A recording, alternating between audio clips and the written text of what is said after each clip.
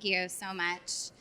My name is Sarah Giblin, and I am the founding principal of Valor Voyager Academy, which is a middle school in Nashville, Tennessee, in the United States. Hi, thank you. Welcome. My name is Dr. Travis Commons. I am the principal at Valor Flagship Academy, and together our two schools comprise Valor Collegiate Academies. We're going to chat with you a little bit today about our school's unique social and emotional learning program, and more importantly, focusing on one deep belief we have at our school, that if we are to develop and push scholars and students to do the work in social and emotional learning, that we as adults ourselves must also do that learning. And so we'll be demonstrating that for you today. So first, we're going to just provide a short introduction about our school. We feel it's helpful for you to know a bit about our school context and the school in which we work. Next, we'll talk about the Compass, which is our model and framework for social emotional learning. And then we'll actually practice some phase work or some Compass work, and we'll do that here in front of you today. And then finally, we'll close by providing a starter kit for you if you're interested in bringing this type of work back to your school or your organization. So first, a little bit about our school. As I said, we are two middle schools in Nashville, Tennessee, in the United States. I'm the principal of Valor Voyager, which opened last fall in 2015. And Travis is the principal of Valor Flagship, which opened 2 years ago in 2014. We are public schools.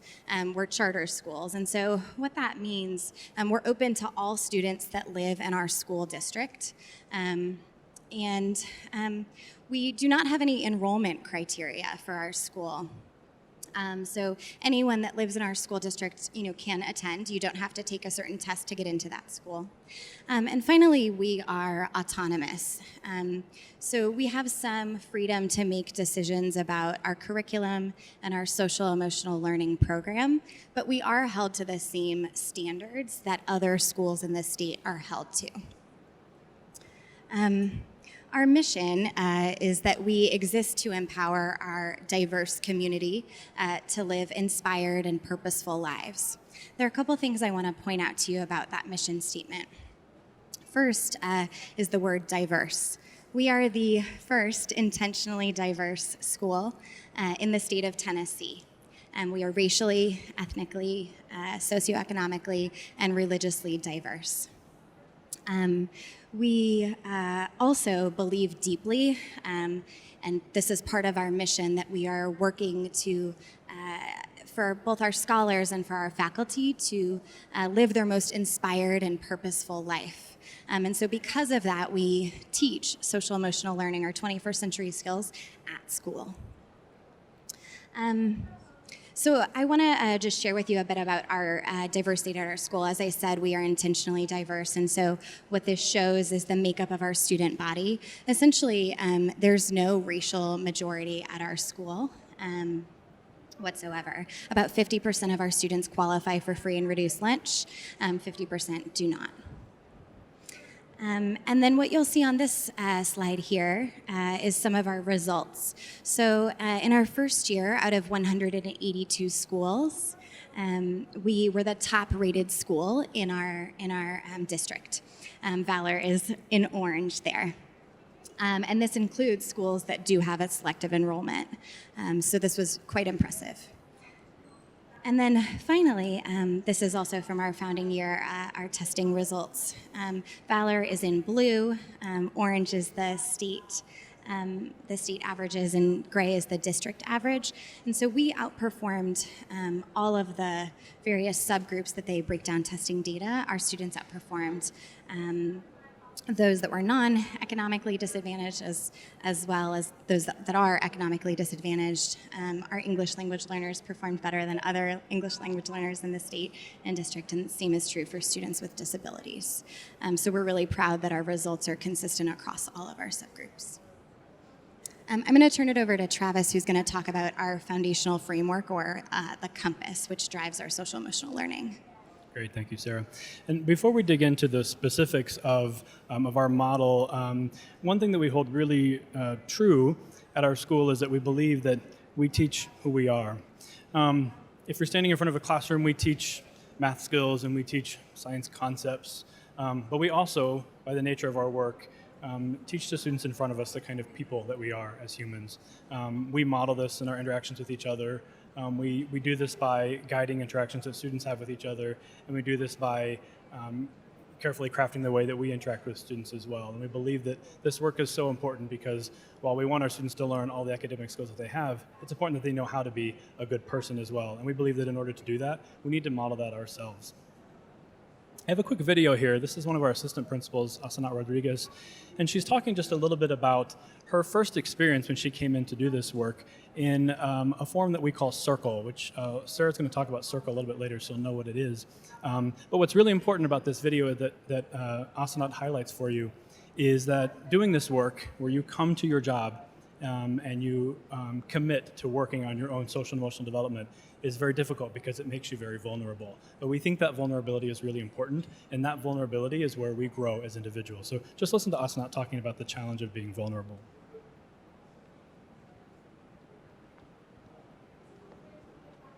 Sitting in faculty circle was more intimidating than leading a scholar circle, in part because of the level of vulnerability that is being asked of you to have as a faculty member. And I think that that's something that I personally wasn't accustomed to in a professional setting. I remember feeling or thinking like, what did I just get myself into? And then taking a step back and really drinking everything in and opening myself up to the experience because it was different. And I knew that if I was going to ask kids to do this, then I also had to be open to the same experience, that it was important that I walk my talk and do exactly what I was asking the 26 girls that I was leading to do as well. So where does this work begin? Well, for us, it begins with the Valor Compass. The Compass is a model of human development that's grounded in the foundation of the elements of what it means to be a good person. We believe that at our school we use a phrase called working the compass, and what that means is committing to do the work that's necessary to strive for excellence in your body, your mind, your heart, as well as your spirit. We use this compass metaphor to define 5 dimensions of being a good person. We believe that as individuals we need to work on developing our sharp minds, but we also need to work on building a big heart. We also believe that we should define what our noble purpose is, what's most important in your life. And then your actions should align to that noble purpose. And there's a 5th dimension that's a bit hidden in this metaphor, and it's the star in the center. We call that dimension, that 5th dimension, your true north. And for us, what that means is you're able to balance all of these parts of being a good person. And when all of those things are in perfect balance, that's when you can truly live your true self and be who you're meant to be. We have just a quick clip here of one of our students, Silav, and she's describing what the compass means to her.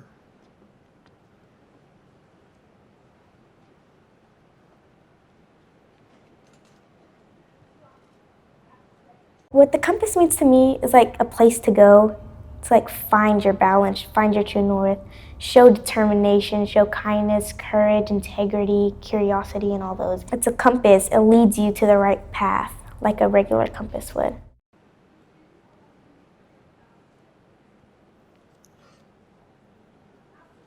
So well spoken. And so now that we have this foundation for how we drive our work, the next step for us was to develop our curriculum, our social and emotional learning curriculum. And for us, that work that students do, the tasks and activities, we call that compass work. And in our model, we have students move through a series of phases. These are developmental phases. They start at the beginning with initial commitment, and they move all the way through middle school and high school to the end of their path, which is a service commitment. You'll notice that with this model, it's not a straight linear path. We do believe that getting from one phase in life developmentally to the next isn't necessarily a straight line. For many students, they have to select their path, and they have to select the tasks and activities that are important for them to move from one phase to the next. But each of these phases are designed to respond to adolescent development. And so in the beginning, students are making an initial commitment to their community to get that sense of belonging when they begin at our school, moving through the commitment in the exploration phase, where students really explore their own sense of identity. And as they grow older, moving through different phases that allow them to become leaders in our school, in the larger community, and then finally to the final stage, which we call the service phase, where we believe that you've achieved the final stage. All of this work is really important. Much of the work that you do to move from one phase to the next phase can be done individually on your own. Much of the work is done with people in your life that you have relationships with. Some of the work is done at school, some of the work is done in your community. Regardless of where the work is done, the tasks and activities that we require students to do, all of that work is brought back to school and it's presented in what we call Circle. And Circle is the hallmark of our school's model, and it's incredibly important. Sarah's going to talk to you a little bit about what Circle actually looks like. Sure. So, what is Circle? It's really a deceptively simple concept, actually. Once a week for 60 minutes, on Wednesdays for our faculty, and on Fridays for our scholars, we come together and we sit in a circle and we work on our relationships and we work on our personal growth. That's it. But there are really three principles that drive Circle and that make it as powerful and as effective as what it is. The first is commitments. Everyone in our community, our scholars, our faculty, our leaders, agree to a set of commitments that, in Circle, define how we work together, and really outside of Circle, define how we are as a community and how we agree to be together as a community. The next idea is the principle of ritual. So Circle is a very ritualistic thing. We teach our scholars and we teach our faculty how to sit in Circle, how to bring what we call work, how we bring compass work. We also teach how we have difficult conversations with each other. We call that relationship work. And there's a really specific way that we do each of those things in Circle. And then finally, this idea of work. So we have, processes for how we bring that work. But for me, the real power of Circle is that we view it as the public enactment of our organizational and our school culture. And so I'm a principal. I lead a school. I lead, 30 faculty members and 370 students. And I can really tell how we're doing as a school and how our week has been, in Circle. I sit down with my faculty and I can tell, has it been a hard week? And the same is true for our faculty when they lead Circle with their students. That happens for them as well. And so I'm going to show you a little bit of Circle. This is a student, Lana, who is about to present some phase work, some compass work. She's about to present her life story. And in preparation to present your life story, you do a couple of things. You talk to some important people in your life about what your title of your life story might be. And so she shares a little bit about that. She also... At one point, it's hard to hear her in the video. She does have a serious health condition, and that's something she talks about in her life story. And then, as I mentioned earlier, we are a diverse community, and she is a Kurdish refugee from Iraq. And so all of these things just really remind me of what our students carry with them to school and why a structure like this is so important. The last thing I'll say is that at the end, you'll see Pearl offer what's called resonance to Lana and to her life story, which is something we ask all of our scholars to do to connect to the work that happens in Circle.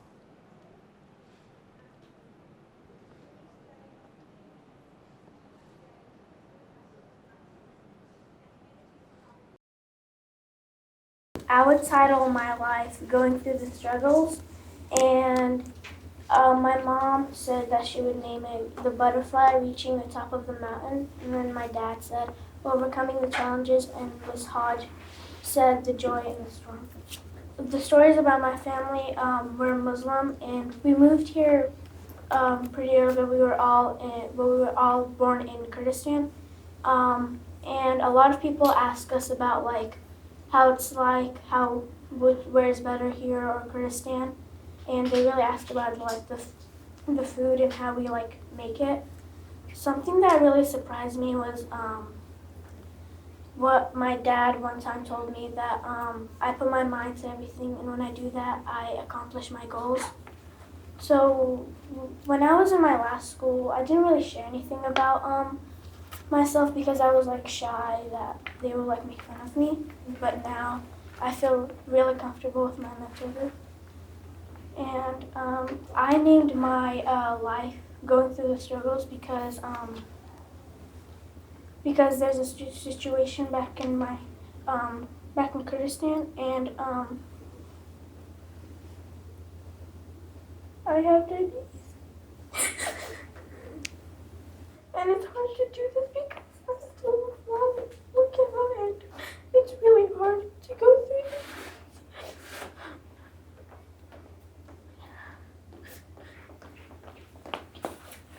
And I really wouldn't change anything about me because it's my identity and I want to be who I am.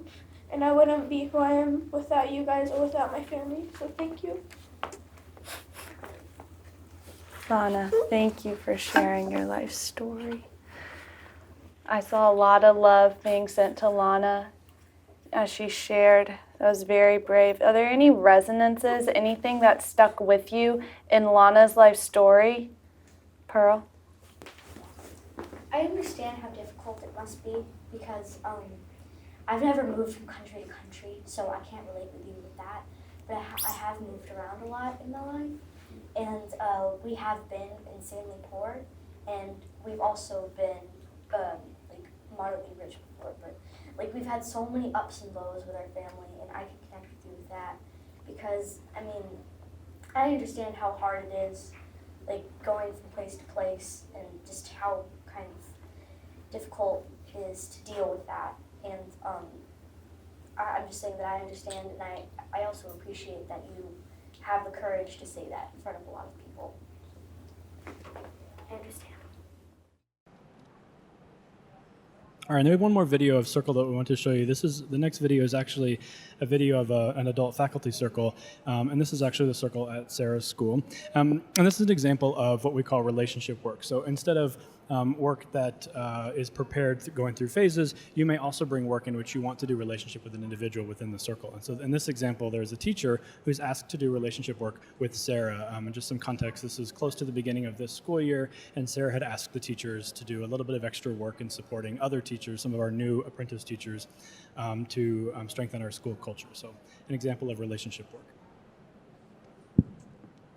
I want to start by committing to being humble and to trying to see your perspective as much as possible in this conversation. I commit to listening and being receptive to whatever you're bringing to Circle and to our team. The specific thing that I want to bring has to do with the extra commitment during expeditions on Fridays. And I want to start by saying that I think it was 100% the right decision to make, and the same one that I would have made had I been a leader. I think it's absolutely what's best for our scholars. The reason I'm bringing it up is that I feel a little bit like I had this trust, like this message was given to me that Friday expeditions were going to be this sacred time for teachers to be able to plan, and I feel maybe just a tiny bit cynical and a tiny bit hurt that fear was validated because this extra time is now being spent. So I heard you say that you would prefer that you had not been promised that time, because now it's feeling like that promise is like we're going back on that. Yeah. Katie, I also thought you didn't say the feeling very strongly. You snuck it in there, but you kind of diminished it a little bit. So saying the feeling like directly it made you feel, and then so she could reflect it and validate it. You're being nice to her. It made me feel hurt. It made me feel, I guess, a little angry because I do feel like my trust was violated. Yeah. I totally see why you feel that way. I feel hurt that you are hurt by that. I think this is it's such a small example, but it's a really great example for me, at least, of why being a leader is hard. This was a decision that needed to be made, and I also know that in making that decision, it hurt you and probably others in the circle too. So I feel hurt that something, I did and something I did with others hurt you and violated our trust. So you feel hurt because a decision that the team made hurt me, and you feel part of the reason it's so difficult to be a leader is because you have to make decisions that sometimes hurt people and that you didn't necessarily want to make, or that go back on a promise. And that's a really difficult position to be in. What I love about the business that you just shared, and what you've done a couple of times in the past as well, if I potentially do something that dings that trust momentarily, hopefully only momentarily, that you'll still stick with me and trust me, because I care about our kids a lot, and you all in the circle so much, and that all everybody who's behind making decisions like this feels that way. So I can absolutely commit to trusting you and to sticking with you, and knowing that you 100% have our best interest at heart. thanks. And so you can see how doing this work on a weekly basis does a lot to flatten hierarchies in our school. And this is also true when teachers lead a circle for students as well. As Sarah mentioned, circle is very ritual-based. And so circle always contains the same 6 components every time. So I'll run through these really quickly, and then we're going to do a little quick example for you. Circle always begins with what we call our True North practice. And what that means is we're taking a couple of minutes to do a contemplative practice, a meditative practice, and that allows us to put the rest of the day behind us and get into a headspace where we're ready to sit down and do this very real relationship work with others. The second piece is we do check-ins, and so we go around the circle and every single person checks in. We find out how they're feeling today, and that's also an opportunity for everyone in the circle to tell us if they want to bring work or bring business to the circle today. As the facilitator, that helps you to plan the rest of your circle. The bulk of the circle is doing the actual work, so the work that students bring or that teachers bring, that we all bring to circle. And then you saw an example of resonance with Pearl and Lana. Every time someone brings work into the circle, we take a moment to have whoever would like to from the circle come to the center of the circle with the person who's just presented their work and resonate with that work, to let them know how that work touched them or reached out to them, to make a connection to that work, and to make sure that person feels heard and valued, and that their values are being held true. I can see what you value because you've brought this vulnerable work to us. Finally, we do appreciations, very meaningful work. It's just a way for all of us to continue to build a sense of community. And then we close with a sort of ritualistic closing. Sarah and I each have slightly different closings at our schools. At my school, we all close by standing together with our arms around each other, sort of like a group hug. And then we share some words of wisdom or humor to carry us through the rest of the week. Very often it's a quote from a student that's actually quite funny. And then we close by all cheering together, Jag It Up, which is a reference to our mascot, which are jaguars. And we do something similar. We get together in that group kind of hug situation, share words of wisdom, and then we end by saying Voyager rolls deep, which includes our school name in it. So we thought it'd be really great to actually show you what some of this work looks like by demonstrating it for you today. This is a kind of work that we would do in a circle. And our friend Michael has volunteered unwittingly to be part of this. This is probably a little bit challenging for Michael. He's standing in front of all of you, not exactly sure what he's going to do. And at our school, when someone's nervous, we send them lots of love to give them confidence. And this is how we do it. So if you can wiggle your fingers at Michael, just send him lots of love. Michael, we're wishing you lots of love being vulnerable today. And so this activity is called 1,000 Questions, and I'll facilitate it, and Sarah will be sitting in the work with Michael. It's called 1,000 Questions because Sarah will simply ask Michael the same question over and over again. Michael, which of the 2 questions, so there are 2 questions you can answer for 1,000 Questions. One is, what are you afraid of? And the other is, what are you proud of? Which would you like to answer today? Okay, so Michael, tell us what he is afraid of. And so Sarah's going to begin, and I will pause Sarah when I, as the facilitator, feel like the work is done.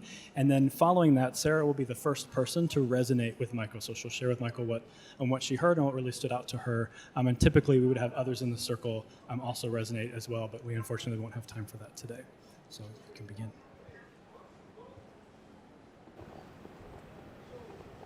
What are you afraid of? I'm afraid of not giving the people in the crowd the information that they need. Thank you. What are you afraid of? I am afraid that my presentation won't be as productive and powerful as I'd like it to be. Thank you. What are you afraid of? I'm afraid that my impact on education won't be as large as is needed. Thank you. What are you afraid of? I am afraid that as I no longer work in a school site, that my connection with families and students and teachers will fall apart, and it'll be hard for me to keep doing my work. Thank you.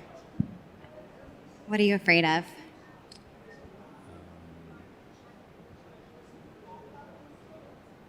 I'm afraid of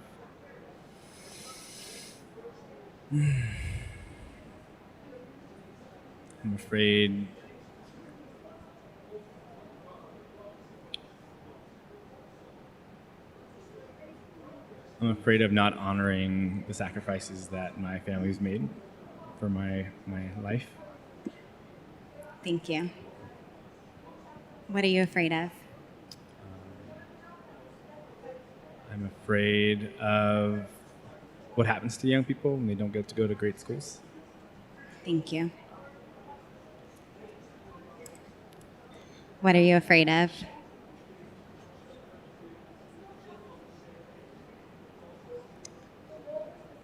I'm afraid of things in education not improving, not getting better. Thank you. What are you afraid of? I'm afraid of not supporting my wife in her work and in being a mother in her home. Thank you. Let's just do one or two more. What are you afraid of? I'm afraid of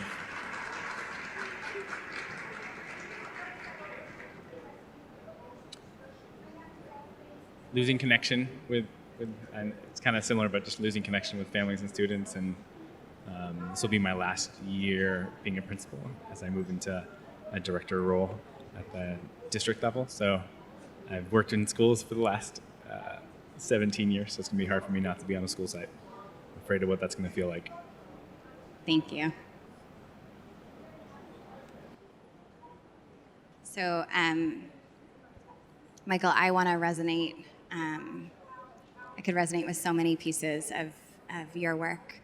I heard over and over again that you do this work to be deeply connected to your students and families, and that brings you probably lots of joy and also a deep sense of purpose. And I heard that you value that. And I also heard that you fear, moving away from that and what that might do with that connection, and if that will go away. And I can just deeply connect with that because I do similar work, and I'm in schools, for a similar reason, to be so connected to our students and families and to do really impactful work. And so I can just really connect with that value that you bring to your work. And we always close resonance with physical touch. So, Michael, if you'd like a hug or a fist bump. Can I give you a hug? Or a high five. And then, Michael, if you can stand with me.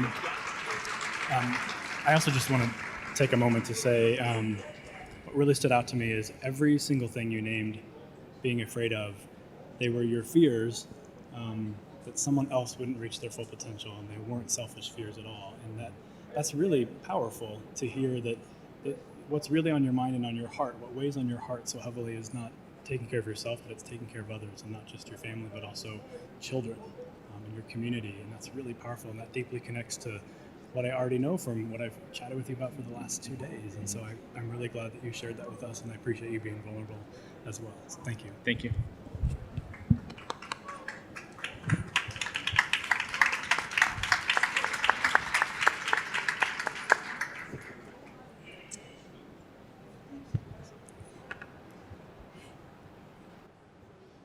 So